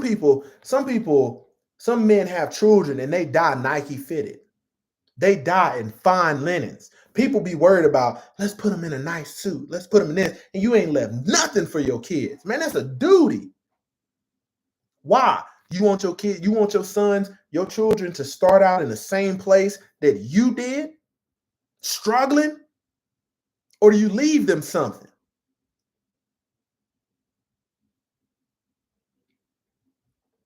But the sinner's wealth is laid up for the righteous. Man, it wasn't until I started reading about inheritance and realizing, man, everybody's focused on getting the money and they can make this stuff left and right, but you can't produce no more land. I said, man, knowing that we are in the last days, when I say that, don't think that I got that thing cracked down to an amount of years and all. No, no, no. But I'm seeing the signs that we are in the last days. That makes me think, hey, I want to make sure my kids have an inheritance. I want to make sure they have a piece of this earth so they can live set apart. So their only option is not to live cooped up on one another. You got to think, man, you got a choice. Am I just going to go the way the world is going, or am I going to do what the book says as a man? Am I going to answer this call to duty? Leaves an inheritance. Hebrew word 5157. Give something to. Give possessions to distribute, to divide, take as heritage, give for, leave for. A lot of times, man, you find out you getting left with bills,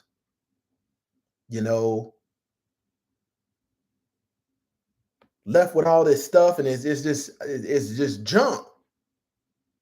I'm not trying to leave. I'll tell you something. I want to leave behind possibly a little bit of money. I want to leave behind a whole lot of land, and I want to leave some tools behind. Know why? So the men that come along, they can labor. Hammers, nails. Telling you, but you be like, well, this joker had a whole bunch of building supplies. Yeah, because the books say, build ye houses, plant ye gardens. So you can live in them, so you can dwell in them and eat out of. I'm gonna leave you want a tiller, all kind of stuff. You got to think. A lot of times, people leave behind a whole bunch of money, and guess what? Kids blow through it. Kids blow through it. I was telling my oldest son, hey, when we gone, and you a steward of this, don't sell it. Don't sell it, because they're gonna sell it to you low. And if you ever try to get, you got to think, planting these fruit trees, generational wealth.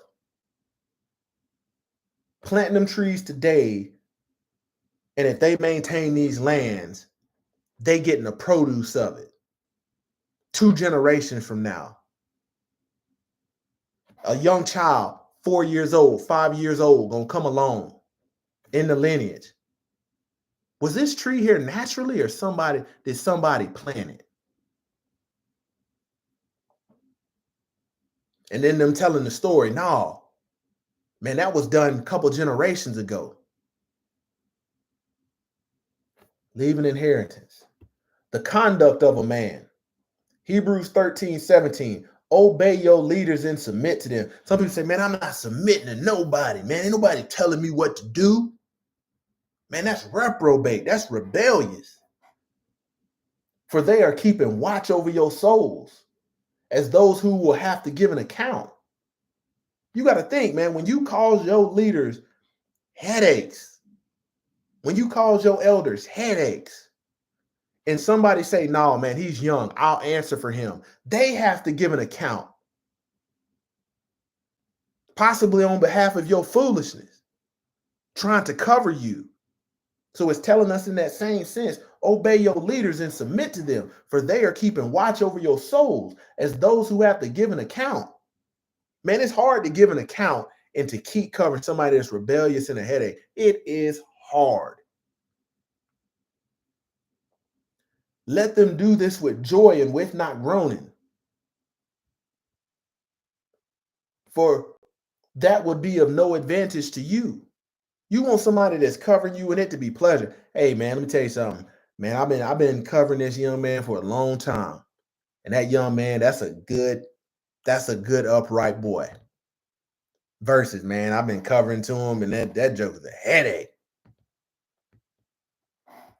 1 Timothy chapter Let me add this. We have a lot of young men that want to be in charge, want to have all this power and authority. And then you find out when they get it the way that the world gives it to them, you don't have no leadership capabilities. I tell you, man, let me take you back. Man, I could lead 300 people as a drill sergeant. But guess what? I was failing in leadership in my own house, in my own household. Why? Didn't have a spirit that helps you in your weakness. First Timothy chapter 5, verse 1 through 3. Rebuke not an elder, but entreat him as a father, and the younger men as brethren. When you look at the etymology of that word rebuke, as I broke down this earlier this week, man, that's somebody that's older than you, more advanced in life than you, senior to you, somebody that's been put in a position to counsel. A position of an elder is to give you that rebuke.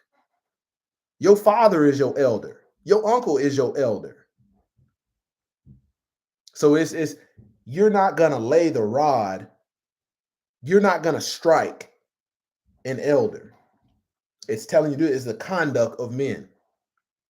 It says the elder woman as mothers, the younger as sisters with all purity. Honor widows that are widows indeed.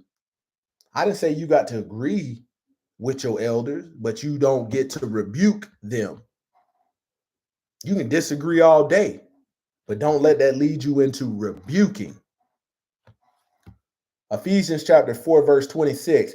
Be angry and do not sin. You are going to be angry as a man. Sometimes you're going to be angry at yourself, your own choices, your decisions that have had nothing to do with righteousness. Man, let me tell you something. I can tell you sitting in a doggone clinic after laying down doing all this fornication, mad, angry. I can't believe they did that to me. No, I ain't had no business mounting nothing up, testing the spirit. You in there looking for some medication, for some pills. Oh, you got to help me out, doc. I can't believe they did today. Wicked, wicked. No, the same wickedness is in you. Be angry and do not sin. Cool, calm, collected, unshakable. Be angry and do not sin. Do not let the sun go down on your anger. 1 Corinthians 13:11. When I was a child, I spoke like a child. I thought like a child, reasoned like a child. When I became a man, I gave up childish ways. Man, you could have the best physique as a man. You could make the most money, but you're gonna have to give up them childish ways. You call yourself a man. Pettiness, tick for tat, keeping score.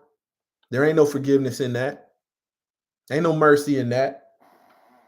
1 Corinthians chapter 11, verse 3. But I want you to understand that the head of every man is Hamashiach. The head of wife is her husband, and the head of Hamashiach is the Most High Yah. Some men say, man, I don't even want to do all that. I just want to move around low key. You hand in your position, your righteous position of leadership, off and saying, I'm gonna let her be in charge.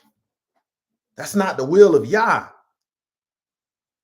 Where you don't have the ability to lead, you can learn it.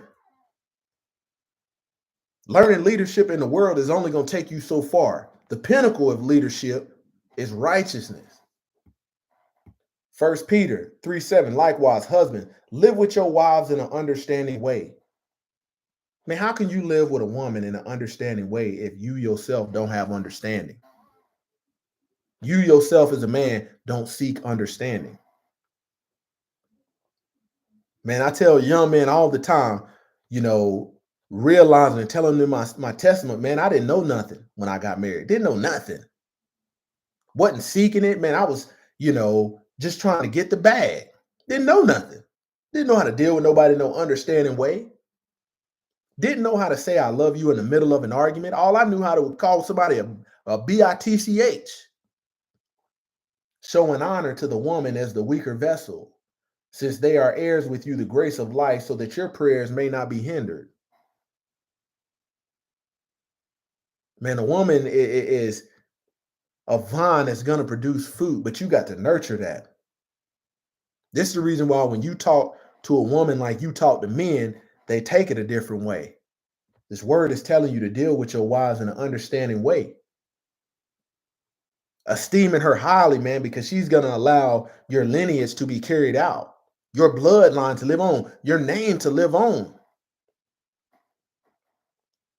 Ephesians chapter 5, verse 25. Husbands, love your wives as Hamashiach loved the church. You look behind church, ecclesia, or the called out assembly, and gave himself up for her. Husbands, love your wives and do not be harsh with them. Is it saying, well, when you get mad, you can hit them? No. Love your wives. Do not be harsh with them. Oftentimes, when you want to be harsh, it's usually an indicator of your leadership. There's a conversation that needs to be had. There's teaching that needs to be had. You're expecting a standard, but you haven't taught what the standard is.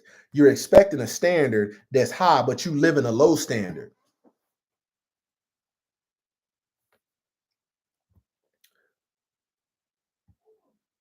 Ephesians 5:28. In the same way, husbands should love their wives as their own body. He who loves his wife loves himself. Let's keep going. This is the conduct. Exodus 20, verse 9. 6 days shall you labor and do all your work. You're going to see this labor, this physical labor. You don't see, well, man, I'm just going through it and I don't feel like I have to work, man. It's hard out here for a man. You don't see that. You see 6 days you shall labor and do all your work. Labor. No, it's not sitting around talking about you need to get a job. No, it's having a job. 1 John chapter 4, verse 1. Beloved, believe not every spirit, but try the spirits, whether they are of Yah, because many false prophets are going out into the world. Man, there's a man out there that tells you he's a hardworking man. And then there's a man that spends his time actually working hard. Women out here, you got to discern the difference. You got to test the spirit in that man. That man always he talk a good game. But I don't never see him work.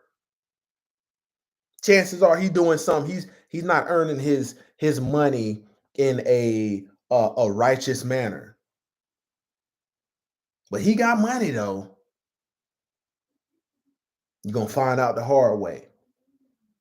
Proverbs 18:24. A man of many companions may come to ruin, but there is a friend who sticks closer than a brother. You find a man that's truly laboring and handling his business. He's not going to be entertaining a bunch of fools, a bunch of lawless people, because he's about his business, about the Father's business. Ecclesiastes chapter 5, verse 8. Set not thine heart upon goods gotten unjustly, for they shall not profit thee in the day of calamity. How many young men say, man, I want to make music videos. Man, I want to be like this Joker. That Joker got all the women. You got to think about this. Think about the charges that's being levied upon Puff Daddy. I'm not saying he's guilty, but think about the charges. Man, you're looking potentially at a man that loves pleasure more than purpose, duty, and obligation. Got all this money, and it's telling you at the end of the day, man, if you have made a way for yourself based upon goods unjustly gotten, it's not going to save you in the end. You might be trying to climb this pinnacle of wealth, and then in the end, man, it says it is hard for a rich man to enter the kingdom. Didn't say it's impossible, but you got to look at the rich young ruler. He was told, man, what do I got to do? He said, you got to give up that wealth, give up that money. He didn't want to do it. That's why it's hard. That's why it says you cannot worship the Most High Yah and mammon and money, because your heart is going one way. Ecclesiastes chapter 40, verse 20. Observe the opportunity. Man, as a man, especially when you got a gift and you got talent, observe the opportunity and beware of evil. Be not ashamed when it concerneth thy soul. Man, how come you didn't take that out, that job, that opportunity? Man, you could have made millions. People will tell you that, but they're not worried about your salvation. They're not worried about you walking upright and keeping yourself pure. They say, man, you stupid for not taking that job. Only a fool wouldn't have took that job. You had an opportunity. You sitting up here worried about, man, am I pleasing the Most High? Ecclesiastes chapter 6, verse 23. Give ear, my son, receive my advice, and refuse not my counsel. People say, man, men say, man, I'm good with what's in the book. You notice, man, I haven't, outside of my introduction, I haven't mentioned anything about being Baptist, apostolic, non-denomination, because this thing, boy, it cut through all that. Cuts through all of that. Give ear, my son. You got wisdom in this book that's meant to help you on this journey. As a man, and you say, man, I'm good. You choosing to struggle on your own. Be sitting there with all this anxiety and stress. Have nobody fighting on your behalf. You feel like you all alone. Give ear, my son. Receive my advice and refuse not my counsel. He's trying to counsel with you, trying to help you out. Imagine trying to walk through some darkness and it's all this attack and enemies going on and you don't have no headlamp. He's trying to give you some light. You don't want it. You saying, man, I got this. Ecclesiastes 7:1. Do no evil, so no harm shall come unto thee. You're going to have to keep these commandments. Thy righteousness is the everlasting righteousness, and thy law is the truth. You're going to have to be law-abiding. No, it says, do evil because you got faith. No, you got to have faith with works. Doing no evil so these tribulations don't come upon you. Ecclesiastes chapter 3, verse 17. My son, go on with thy business in meekness, so shall thou be beloved of him that is approved. You have to tell everybody what you're doing. Man, we live in a daytime and hour where everybody wants to take pictures of what they eat. Let me grab this and take a pic, and you can't even enjoy the moment. You sending out to the world, letting people know your plans, and you wonder why your plans are never truly fully established. Because you got people out there that's the adversary that don't want you to make it to find the light. Ecclesiastes chapter 7, verse 15. Hate not laborious work, neither husbandry. Etymology of husbandry is vine dressing. Doing the garden, working the land, which the Most High hath ordained. You got to think, man, it wasn't until I started learning this that I said, hey, I need to start trying to grow me some food. Started off with going to Lowe's, buying the plants that was yay high, learning how to keep them. That transpires into, okay, this year we're going to try to save some money. Each one of them plants was $5, and I can get a pack of seeds for $2. There's no point in saying, man, they're playing with the food. The government is giving us this bad food. It's not your food, it's their food, and you go purchase it.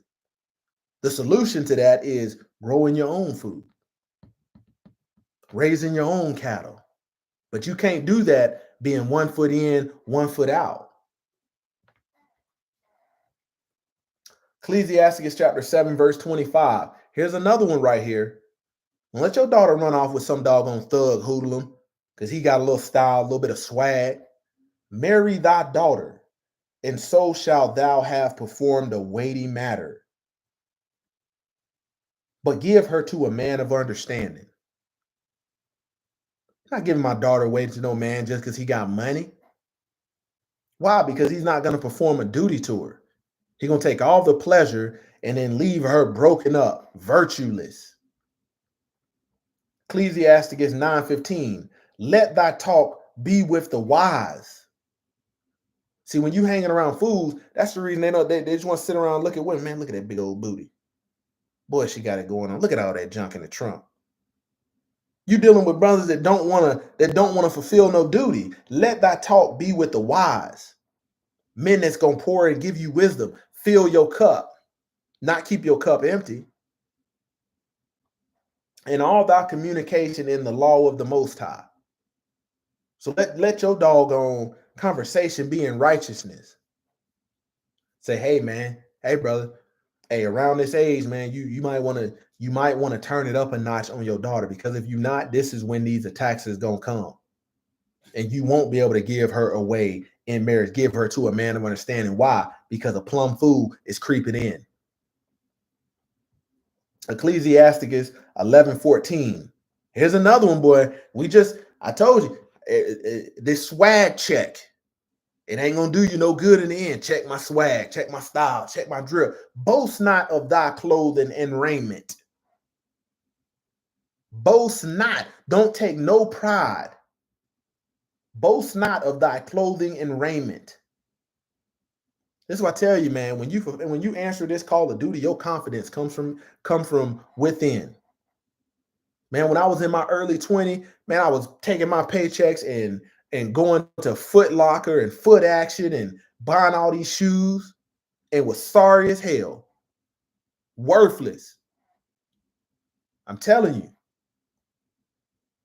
Wanting to be seen like I was upright by others, well put together. Man, I was broken.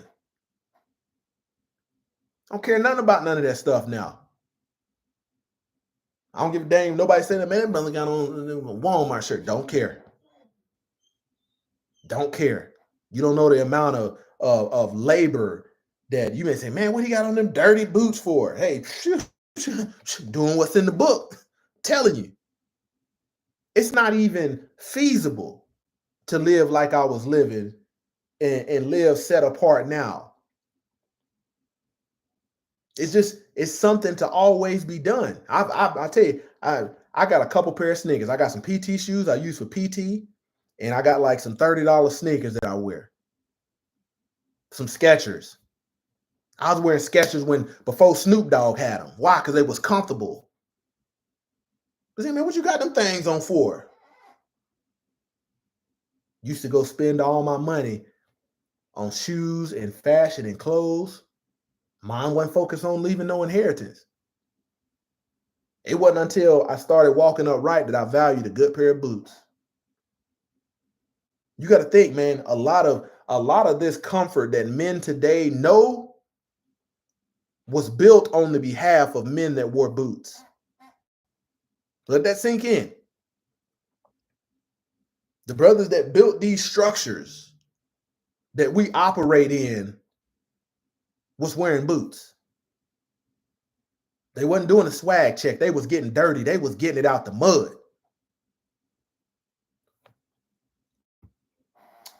Boast not of thy clothing and raiment, and exalt not thyself in the day of honor, for the works of the Lord are wonderful, and his works among men are hidden. So I want the work that he's done on me to be hidden, and for people not to look at me, my external adorning, the stuff that's vain and worthless. I want them to see the light. Ecclesiasticus 11:12. Marvel not at the work of sinners. Marvel not. You see people that's living rebellion, they flash money, all of this stuff, flashing it. Oh yeah, got it. Hey, let's get it. Go to the strip club, all of this. It be these same brothers that's known for popping 20, 30 bands in the strip club be complaining about, I don't know why she want all this money for child support. You allowed yourself to get taken advantage of. Marvel not at the work of sinners. Your daughter looking up to Sexy Red. No, don't marvel at that work. Ain't nothing good gonna come from that. But trust in the Lord and abide in thy labor. Good labor. Ain't nothing wrong with, as a man, sweat equity. You got to think, a lot of times people look, and men, you could get so prideful where you look down on people like the garbage man. I could never drive that garbage truck. Well, what you gonna do with the shit if he never came? What you gonna do with it? I'm telling you, you doggone get so much carnal education and you start looking down on the brother that can come out and unclog your pipes because you don't know how to work a snake or a plunger. Electrician come fix your outlets. You looking down on them. You like, man, that's a raggedy truck. Because you don't know how to do anything. Let that trash, it'll humble you if that trash man, these men said, you know what? Since we ain't appreciate it, we're gonna stop running. And watch how fast it piles up. Ecclesiastes 16:1. Desire not in a multitude of unprofitable children. Man, most men, they'll raise their hand to go to be the first one in there to mount something. But everybody, once you, I tell you, even me, I was the one saying, man, I ain't even ready. I'm not even the one ready for that. If you know my story and know how I entered into this marriage, man, I had to spin the block, come back around because I know I did my wife wrong. I know I did her wrong.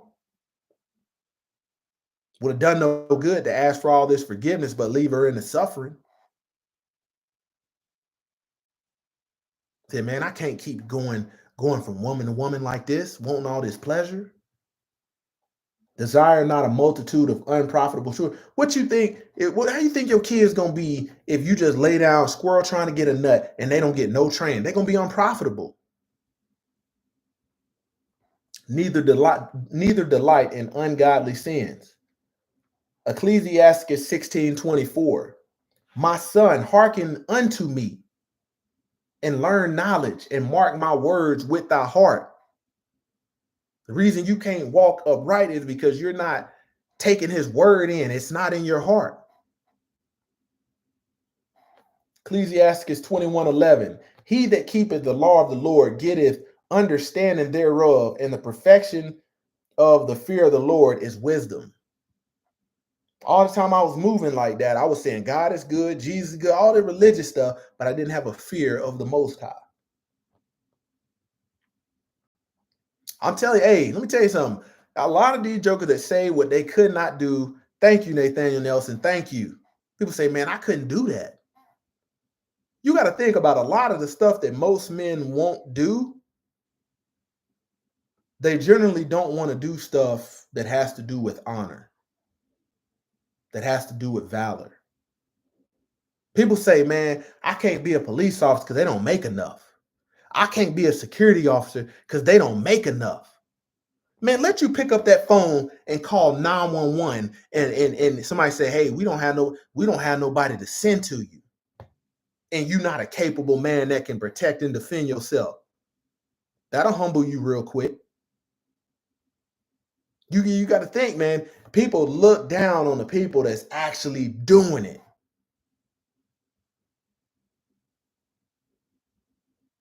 Man, everybody want protection, but everybody don't want to pay the price for protection. Everybody want to be covered, but don't nobody want to submit to the will of Yah in order to have that cover. Ecclesiastes 21:15. If a skillful man hear a wise word, he will commend it and add unto it. But soon as one of no understanding hear it, it displeaseth him, and he casteth it behind his back. Ecclesiastes 22:1-2. A slothful man is compared to a filthy stone, and everyone will hiss him out to his disgrace. A slothful man is compared to the filth of dunghill. You know what a dunghill is? It's a pile of shit. Every man that takes it up will shake his hand. So you be sitting up here dapping up. What's good, brother? Dapping up worthless men. You know, that's my boy. Now I can't be with no work. I can't hang around a worthless man unless we sharpen an iron. That's pretty much it. Ecclesiastes 33:2. A wise man hateth not the law, but he that is an hypocrite therein is a ship in a storm. Double-minded, you can't stand firm, you switch up, can't keep your word. Ecclesiastes 37:10. Consult not with one that suspecteth thee, and hide thy counsel from such that envy thee. You can't get no counseling from somebody that envy you. They're going to be counseling you in a manner to set up a snare. Why? Because they're jealous. When that jealousy is exposed, hey, you had to get these people far away from you. Proverbs 12:11. Whoever works his land will have plenty of bread, but he who follows worthless pursuits lacks sense. I used to tell as a recruiter, man, I used to tell young men, hey, man, you are expected to be able to work now. These young men used to sit up and say, I would tell them, even if they didn't join the army, man, go get you a job. Sometimes I would see 21-year-old men laying up on their mama. Mama don't have no husband, and you back here talking about you want to be a YouTube star, a social media influencer. Man, what's the name of your what's the name of your channel? What's the name of this? I ain't started it yet. I'm gonna get there. Man, I used to tell brothers that would say stuff like that. I say, man, if I come across you in 90 days or 6 months and you still ain't done nothing with yourself, you join the army. Deal? Sometimes they would shake it, sometimes they wouldn't. But at least I know they'd be gainfully employed. Man, as a man, you don't hear nothing in here about following your dreams. You hear a lot about duty.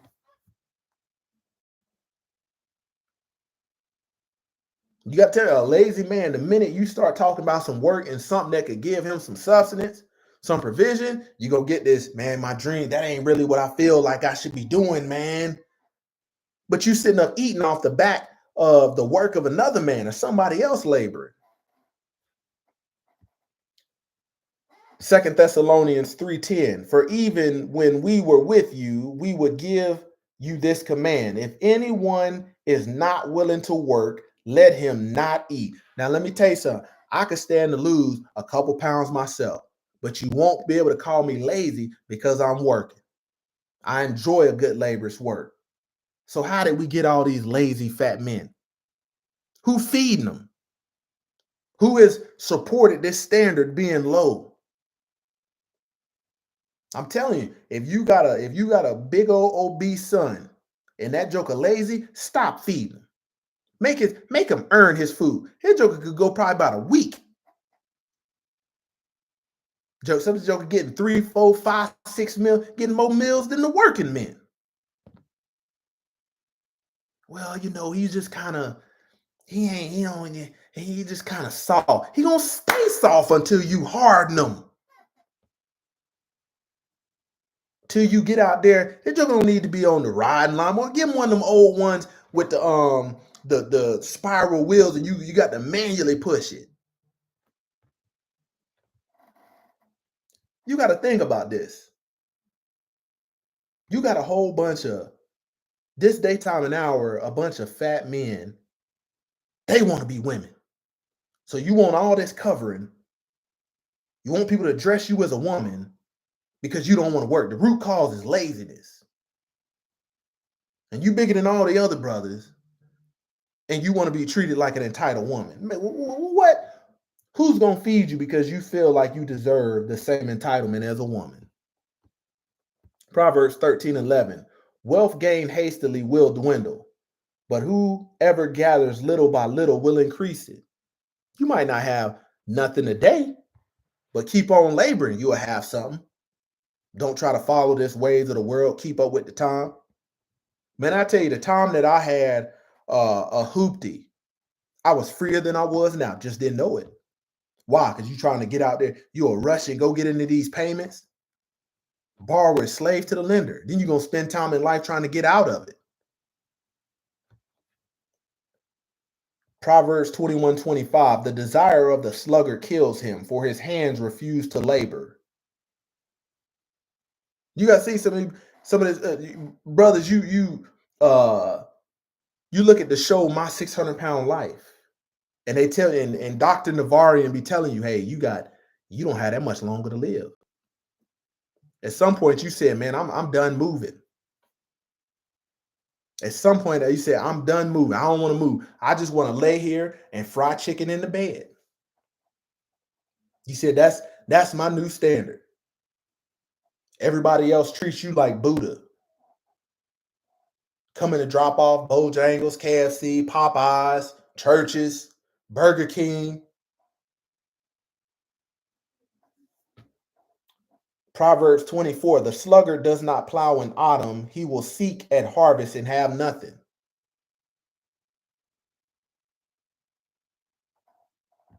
Want to eat. First one to show up for the food. Yeah, that's some good food right there. Oh, yeah. Hey, is that the last piece? Can I have that last piece? Don't want to work. Man, we got men these days, man, they want the woman to court them.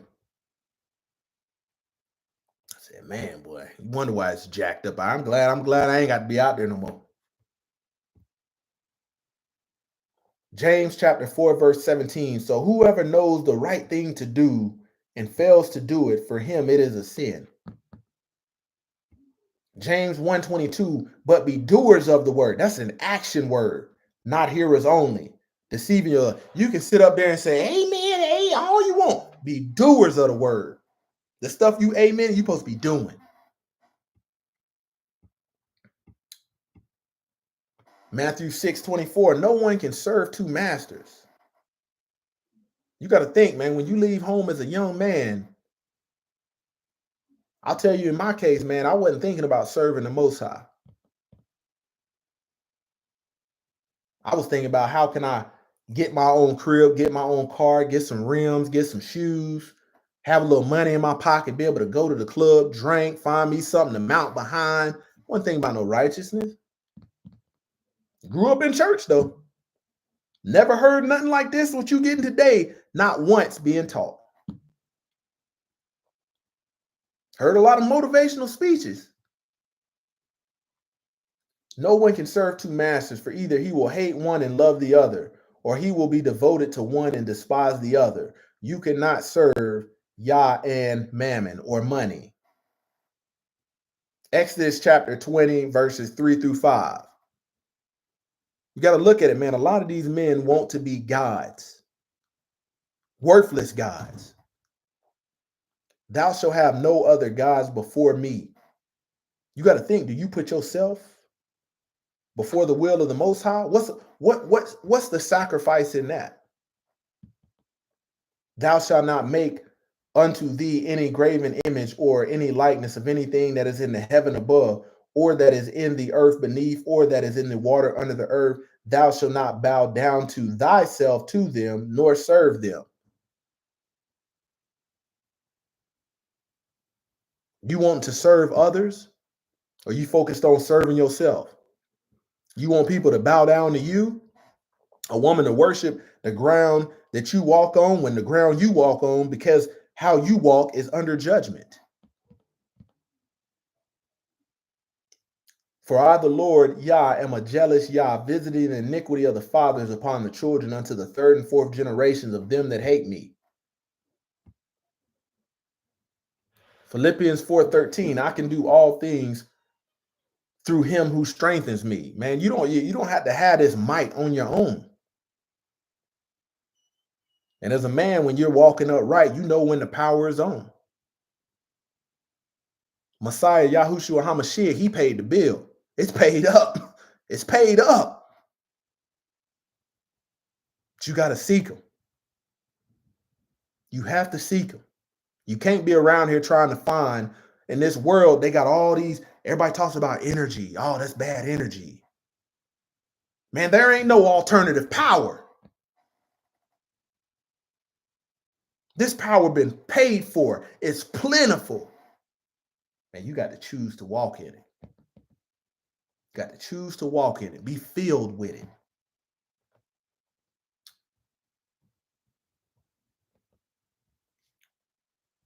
Man, dealing with conflict is a part of this walk as a man. You're going to have to deal with some conflict. You're going to have to adjudicate some matters to make a formal judgment or decision about a problem or a disputed matter, to declare judiciously. You cannot exercise sound judgment or make a judgment if you don't know what the will of Yah is. And that's where 2 Timothy chapter 2, verse 15 comes in. Study to show thyself approved unto Yah, a workman that needeth not be ashamed, rightly dividing the word of truth. Man, I did a video earlier this week talking about how the beginning of the book is telling us not to cut a contract or a covenant with the inhabitants of the land. So we go out and get these marriage licenses, and we be thinking that the book applies when the relationship don't go the way we want. No, you still in contract. You don't get to mix into, you don't get to straddle the fence. Proverbs 15:1, when you're adjudicating matters, okay, a soft answer turns away wrath, but a harsh word stirs up anger. You got to think, I told you, I get more out of saying I love you in a heated argument versus saying you dirty, filthy, B-I-T-C. No, you ain't going to get much. You're going to keep pouring gasoline on the flame. Proverbs 15:18, a hot-tempered man stirs up strife. So you got to think, man, you have to be able to have some sort of reasoning and logic about yourself. You can't adjudicate no matters emotionally. You're going to judge inaccurately. You're going to judge falsely. Your flesh is pulling you towards the money. The books say that some of these men that call themselves men of God, they judge for reward. They teach divinity for a price. Colossians 3:8, but now you must put them all away: anger, wrath, malice, slander, and obscene talk from your mouth. Proverbs 29:11, a fool gives full vent to his spirit, but a wise man quickly holds it back. Because you know, man, if you let this flesh get going, you will be unhinged. You'll be undisciplined. There will be nothing honorable done by your flesh. Man, I thank you for tuning in to this Sabbath Day teaching. No matter where you come from, I hope I've said something to strengthen your walk, possibly even to direct you towards, actually believing and knowing that there is a way. You don't have to suffer alone. That's why I said, man, this calls for the endurance of the saints.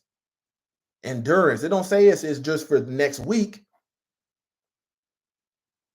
You got to think, man, you cannot give up as a man and constantly be out here rebelling and tell yourself, there's a double-minded thought if you think you can go against what is the will of Yah, and all of a sudden, because your pastor said, you gonna hear, well done, my good and faithful servant. No, you're gonna have to walk like a faithful servant. You're gonna have to go beyond the call of duty as a man in righteousness. Let me go to the comments. Shabbat Shalom, Noah Joshua. Shabbat Shalom, McCoy White, Nathaniel Nelson, Maurice Delva. Let's see who else we got in here. Jamie Durant, Shabbat Shalom, David Motley, True Repentance Ministries, Pan-African BMG, B MGTOW Patriarch. Let's see who else we got in here. Yep, hey, Shabbat Shalom. I hope I said something. Hit that like button, share this, get this message out. Get this message out so we don't have to witness. There's so much foolishness of men out there that's not answering the call of duty, but they want to be esteemed as men. So we got to share this. There's already enough foolishness out there.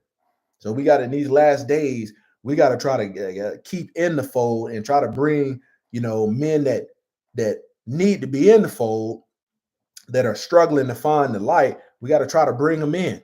Got to try to bring them in these last days, because this last days of spiritual warfare is going to get real. The book doesn't say in the end it's some kumbaya happy ending. No, judgment is coming when you read Revelation. That's why they don't teach this, because you will read that and you will say, man, I don't want to come back and hear this message no more. But we're going to need warriors. We're not going to need no couch potatoes, no soft men of no integrity, no valor, no honor. No, we're going to need upright men in the last days. Shabbat Shalom, the day of judgment is near. Repent for your sins. The King is coming. Go in peace. Go in love.